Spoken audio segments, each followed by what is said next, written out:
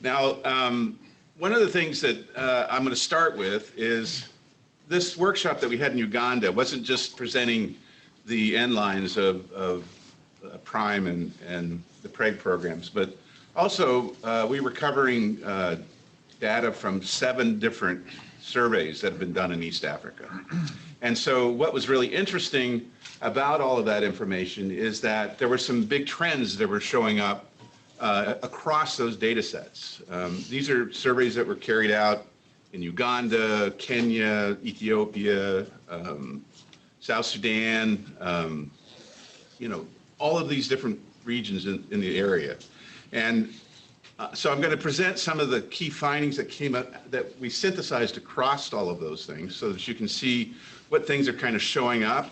Why that's important is if AID going forward needs to have kind of a regional strategy about how they're managing resilience programs, because a lot of these things spill across borders between countries. And so, movements of people between, whether they're displaced or whether their livelihood actually takes them into another country, these are all important things to take into account. So I just wanted to throw that out there. Okay, so as I said before, the sources of this information comes from 7 different studies carried out in DRC, Uganda, Ethiopia, Somalia, and Kenya. One of the things that we were trying to synthesize was what kinds of shocks are people exposed to in these different countries? How are people coping with these different shocks and stresses? And what are the kinds of resilience capacities that they're actually using to manage these shocks and stresses in such a way so that they can recover or that they can maintain their food security over time? So in all of these countries, drought and food price increases were some of the key shocks that were hitting these places. But in 5 of these studies, we found other types of climatic shocks that were also affecting these places. So crop disease and pests, excessive rains, flooding, livestock disease, and variable rain. Sometimes it comes late, sometimes it comes early. All of this affects crop production in these areas. So one of the other things that's important to understand is that people aren't just exposed to one shock. They are often exposed to multiple shocks at the same time, or a shock will happen to them and then there'll be downstream shocks that happen as a result. So, in DRC, households were exposed on average to 5.4 shocks. In Somalia or Uganda, they were exposed to 5 shocks. In Somalia, the same, 2.6 shocks in Ethiopia and 2 shocks in Kenya. What this means is that we can't be single shock focused. We can't just think about droughts or we can't just think about floods. We have to think about all of the different kinds of shocks, both covariant and idiosyncratic, that people are exposed to.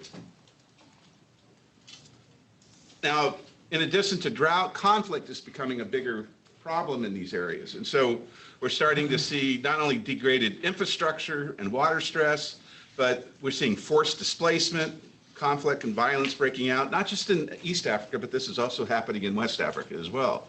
And so this requires a little bit different programming strategy, where we have to be more shock responsive in our designs.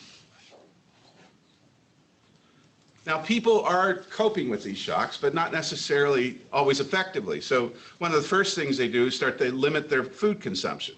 They'll participate in any kind of cash for food for work that might be there, but a lot of them are involved in selling off livestock, distress sales. Now, what's been interesting, and when we've been trying to look at how do you count for livestock sales in a way to classify whether or not somebody should be getting humanitarian assistance or not, it varies very much by how many livestock people have, what types of livestock they have, when they sell these things. So you have to be very nuanced in how you actually understand that as a strategy. People are also reducing their expenses for schools, for access to water and healthcare. All of these are having negative effects on the individual people being able to manage these things. It has a negative effect on their well-being. But people do have a lot of capacities that are enabling them to recover. So we know that assets, as you would expect, are having people that have a lot of assets can use those assets to manage these shocks. Access to savings, these cash savings is important. The DRR type work that you guys have been doing, the shock preparedness and mitigation, That's also made a big difference. Exposure to information, information with regards to markets, information with regards to when droughts are about to hit. All of this is also key to enabling them to recover more quickly. Social capital, another very important factor that has allowed people to manage these shocks and stresses more effectively. Access to informal safety nets. You know, the first line of defense in any community is them helping each other deal with that particular shock. So long before formal safety nets are actually come into these places. And then finally, local government responsiveness. Now, in many of the places that you work, that's kind of a oxymoron. I don't know, what do you call that? Anyway, the government responsiveness may not be there in most places that you're in. I was just in South Sudan, for example, up on the border on Sudan, and that's government responsiveness is actually gets a lot of people laughing in the room. So,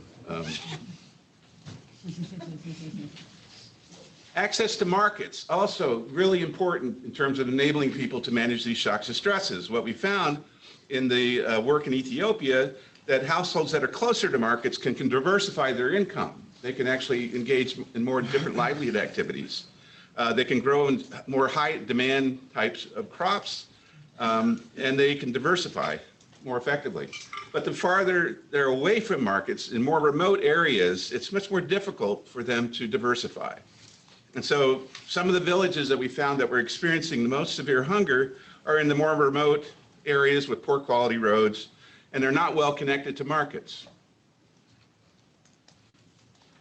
Now, local government responsiveness. This is where communities themselves feel like the government is listening. When they say that certain services are not working, can we get some help on our schools? Can we get some help on the health care that was being provided? Can we get better water access? So what we found through some of our regression work in DRC is that when local government is responsive, you get a much quicker recovery. You get a higher expenditure too, an income proxy that we use for income well-being. Savings is also one of these capacities that we found is a good buffer against these impacts. It's great when people have savings groups, they actually are more likely to be engaged in informal safety nets. They use this savings to also diversify their livelihood activities. And if people have access to financial services, it also helps to create income, to diversify their income sources.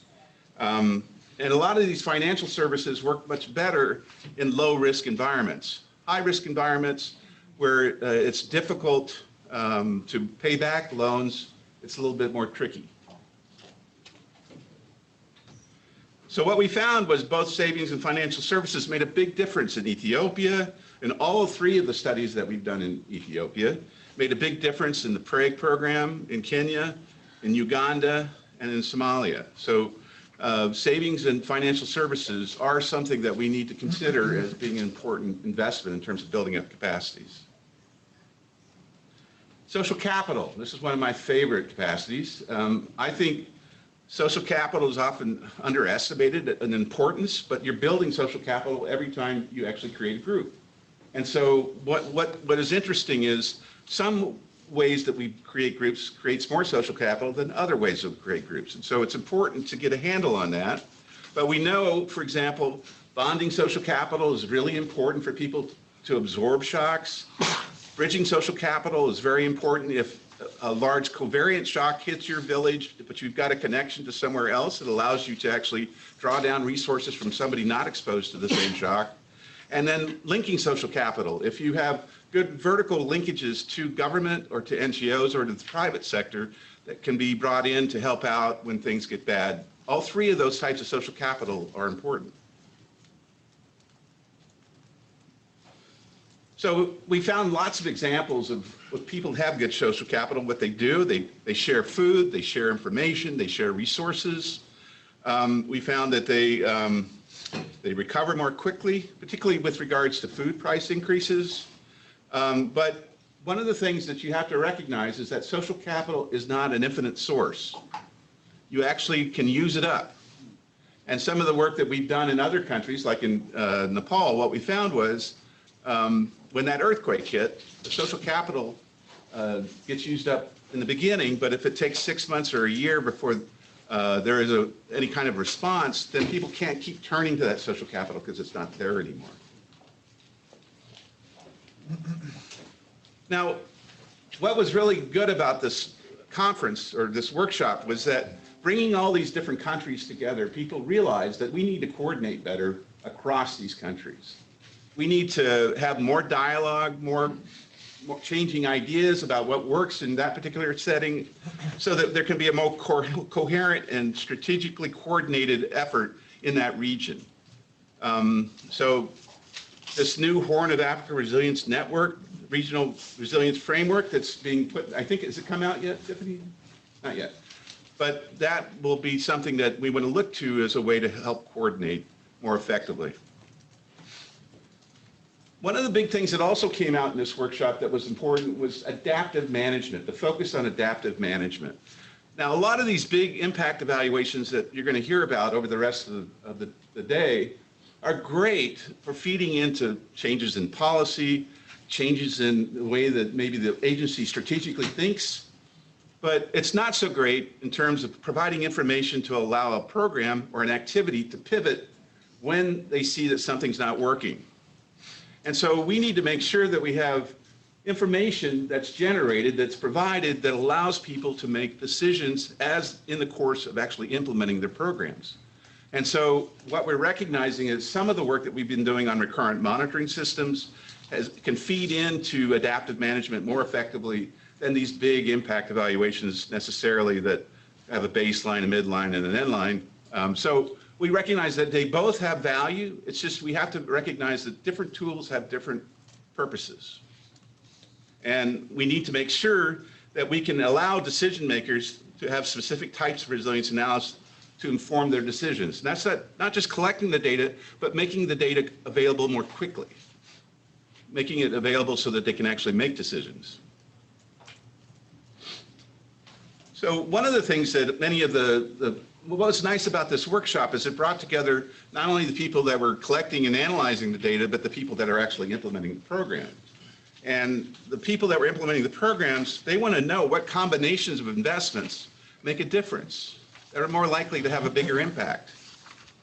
And so we need to be able to provide that kind of information to these practitioners. The other thing that was important is that we need to make sure that I think you guys have heard this over and over again, context matters, over and over again. Like the DRC, you can't just have one strategy for DRC because DRC is so many different contexts. And so we have to recognize what works near Goma is not necessarily going to work in another part of the country. And so we have to make sure that whatever we are advocating reflects the contextual differences in these areas. And what combination of interventions makes most sense in that context. The other thing that we also recognize is that you need a certain level of capacity available to be able to do this work. And so what kinds of capacity need to be within the implementing agencies? What kind of capacity needs to be into the donor agencies that are providing these resources? What we want to know is how can we make sure that we're building capacity both in government and in the implementing partners so that they can actually use this information more effectively? So these kinds of workshops that we have today or other kinds of trainings that we've been doing, all of this is going to contribute to that capacity that will allow people to use this information more effectively. And it enables those people to tell the people that are actually doing the analysis that they need to work on these particular topics because those are the most important for the program. So one of the things that Tiffany recognized over the last 6 years, this resilience field is evolving. We're evolving in terms of the methods, we're evolving in terms of what we need to understand, what we need to collect. And one of the big things that has come out from this work is having a better understanding of systems level changes.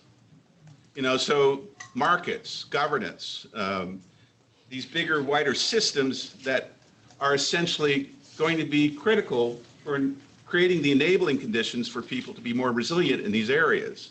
So how do we measure systems level resilience?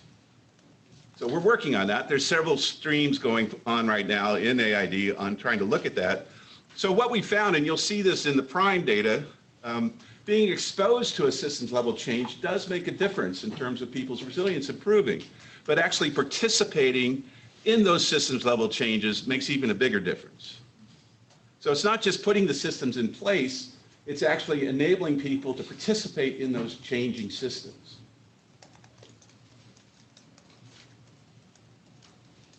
Okay, I'll open it up for questions.